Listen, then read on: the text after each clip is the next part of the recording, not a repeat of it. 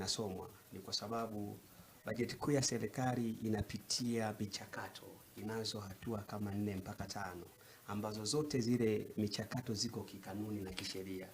Kwa hiyo hatua ya kwanza huwa tunasema ni preparation of budget. Yaani wakati bajeti inaandaliwa huwa kuna mpango wa maandalizi ya bajeti. Sasa ukishafanya maandalizi ya bajeti, serikali huwa inakusanya.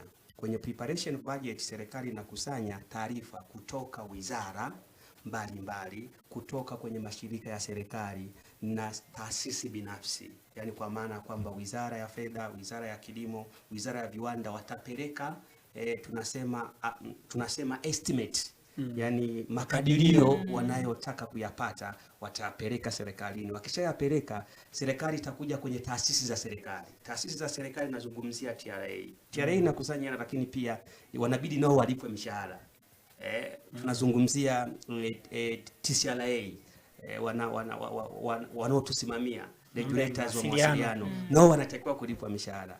Unazungumzia shirika la reli, shirika la ndege. Hao wote pia wanatakiwa kulipwa nini? Mishahara. Manake wanapeleka estimate zao za revenue kwenye bajeti ili kuhakikisha kwamba kila kitu kinawekwa vizuri. Baada ya hapo sasa serikali huwa inakuja kwenye hatua ya pili ambako umeniuliza. Lazima hatua ya pili ifuate, inaitwa budget approve. Ipitishwe. Sasa kwenye kupitishwa ni lazima isomwe. Yaani hawawezi kupitisha kitu ambacho Watanzania wakijui.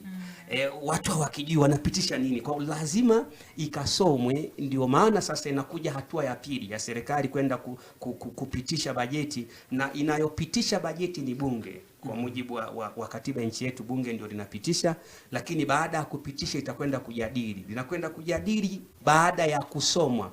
Na kinachosomwa pale huwa sio bajeti halisi, ni mapendekezo ya matumizi ya fedha za serikali kwa mwaka unaofuata. Sio nipata? Mapendekezo ya matumizi. Sio matumizi tu, ya makusanyo na matumizi kwa ajili ya mwaka unaofuata wa kiserikali. Ndio maana inasomwa. Na bajeti ambayo inakuwa imesomwa pale kama hapo labda trilioni 62.3 ndio hiyo ambayo itatumika mwakani, au kuna uwezekano wa kuongezeka au kupungua?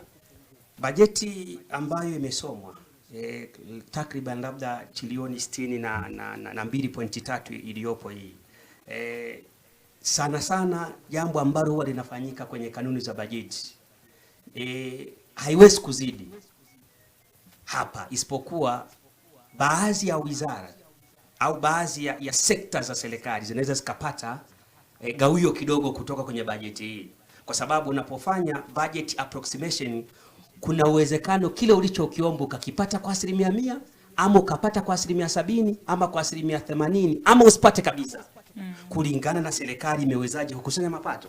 Kwa hiyo serikali haiwezi kuexceed budget iliyosomwa bungeni. Sana inaweza kupungua. Huu ni utaratibu wa uchumi kwenye bajeti. Yaani haiwezi kuzidi, ila sana wanaweza katumia kidogo kulingana na makusanyo yalivyoenda kwa mwaka husika. Tumesikia mara kadhaa unakuta labda serikali labda ilitoa fedha za ujenzi wa kitu fulani, lakini katika ujenzi wa hicho kitu ikaonekana labda kuna fedha zimefeli kukamilisha huo mradi. Mara fedha zilizotolewa hazijatosha. Si kuna fedha huwa zinaongezewa kuhakikisha kwamba ule mradi unakamilika. Hizi fedha zinatolewa wapi? Ni si kwenye ile bajeti ambayo ilikuwa imepigiwa, au kuna zingine zinaongezwa? Ili huwa lipoje kitaalamu. Kwenye hatua ya 3 ya bajeti kuu ya serikali kuna kitu kinaitwa budget control.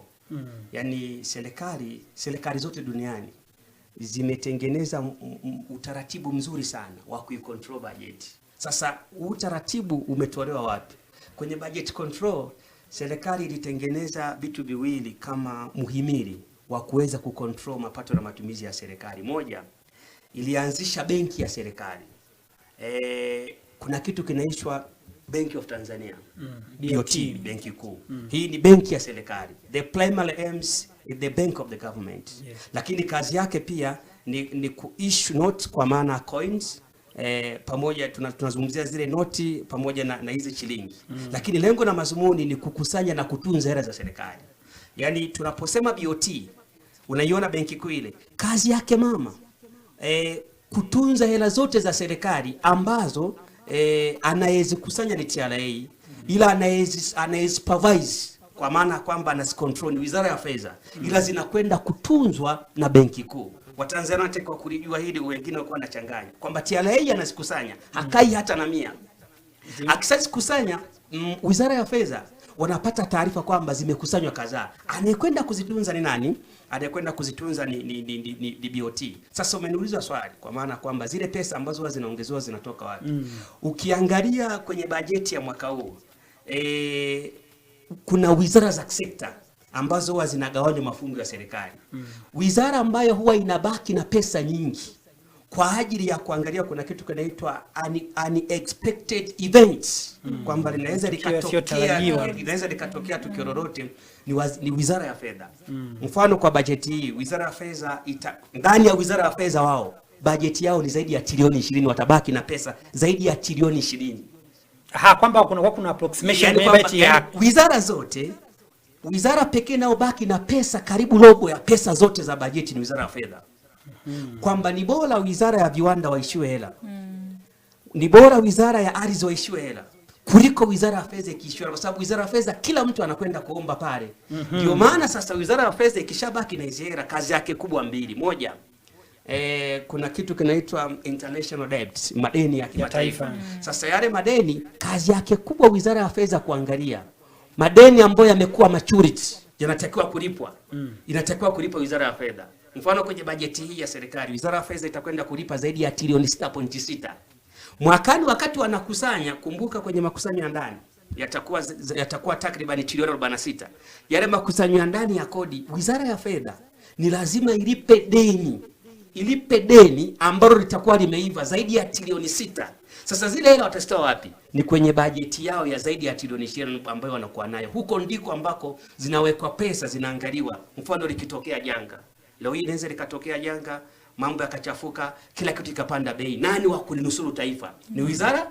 Ndio maana Wizara ya Fedha ni wizara nyeti sana kwa ajili ya uchumi wa taifa. Kwa hiyo hela hizo huwa zinatoka kule. Okay. Yes. Lakini pia tumeona kwa ongezeko la bajeti, yani kwamba katika bajeti kuu ya serikali iliyosomwa na waziri wa fedha, hii ni bajeti kubwa. Ina maana kuna uongezeko. Hii ongezeko la hii bajeti lina maana gani kwa uchumi wa Tanzania?